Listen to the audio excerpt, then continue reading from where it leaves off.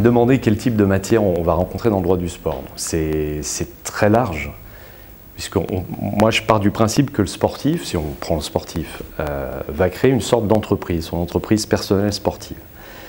Je parle d'un sportif qui a du potentiel, ou un sportif de haut niveau, ou un sportif professionnel, en tout cas qui a un véritable potentiel. Même un sportif dit amateur, qui serait dans des sports dont on dit qu'ils sont plus confidentiels, parce que moins médiatisés, mais il risque d'avoir, s'il concourt à des championnats du monde ou des Jeux Olympiques, il risque d'avoir peut-être des primes à gérer, etc.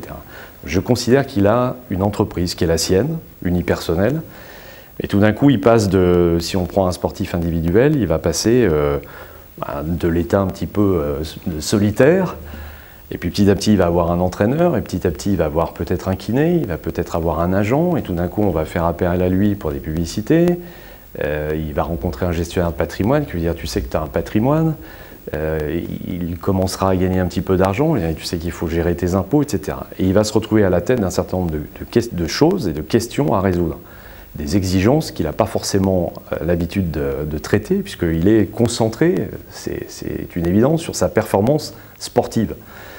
À partir de là, si on décline les matières à partir de ce schéma que je viens de vous décrire, il y aura du droit des contrats, s'il est engagé pour une exhibition, pour une publicité, pourquoi pas pour lui faire écrire un livre sur sa carrière. On va peut-être lui indiquer qu'il faut créer une société d'image, donc droit des sociétés.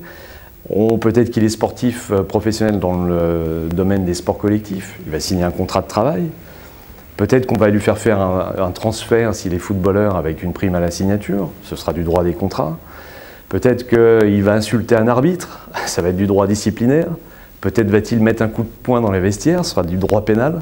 L'idée, c'est je commence ma journée, c'est variable, mais en général, elle commence à 7h30, 8h pour se finir à 20h, 21h, enfin ça dépend ce qu'on a à faire. Je suis pas mal amené à me déplacer, parce qu'on va voir nos clients, souvent à l'extérieur.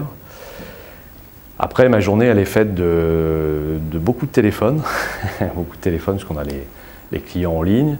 Évidemment, on traite des matières de fond, donc que ce soit sous forme de conclusion, sous forme de contrat, sous forme de consultation. Enfin, c'est le métier finalement classique d'un avocat qui va s'opérer, y compris en droit du sport.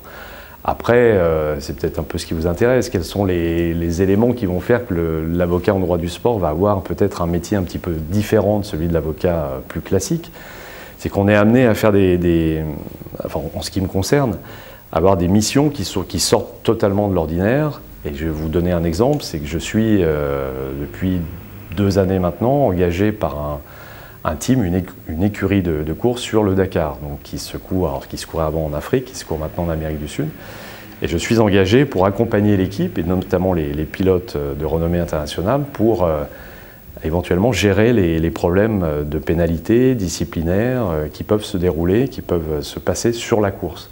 Donc je suis un avocat qui n'est plus en costume, mais qui est en basket, en short, et qui va plaider dans le désert devant des commissaires sportifs qui sont chargés de mettre des pénalités. Pourquoi? Parce qu'on a oublié un point GPS. Pourquoi? Parce qu'on n'a pas pointé à la bonne heure.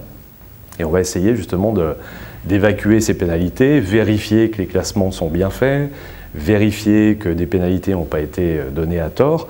Donc mon boulot, c'est de plaider de manière très réactive, parce que les délais de recours sont très courts, c'est-à-dire qu'on est soumis à des délais qui sont par exemple d'une demi-heure, d'une heure. On doit faire appel ensuite, si on veut aller jusqu'au bout, auprès des fédérations qui sont, alors en l'occurrence, ça c'est la Fédération nationale française, ensuite avec des recours devant la Fédération internationale de l'automobile.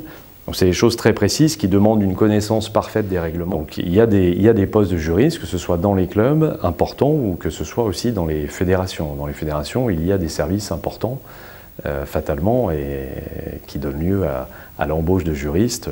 Donc si la question est de savoir s'il y a des débouchés, la réponse est oui. Est-ce qu'il y en a beaucoup?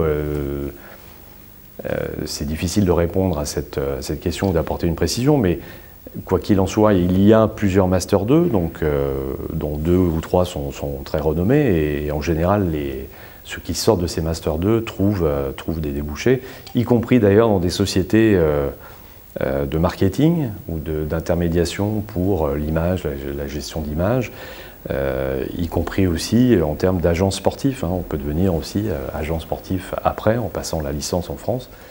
Je pense qu'il faut beaucoup de persévérance. C'est-à-dire qu'on ne peut pas s'arrêter au premier papier, au premier dossier et se dire « allez, je passe au suivant ». Je pense qu'il faut aimer le détail, parce que les dossiers et la qualité se fait dans le détail. Et il faut savoir aller chercher. Mais ce que je pense qu'un bon avocat aujourd'hui, c'est quelqu'un qui ne s'arrête pas au droit.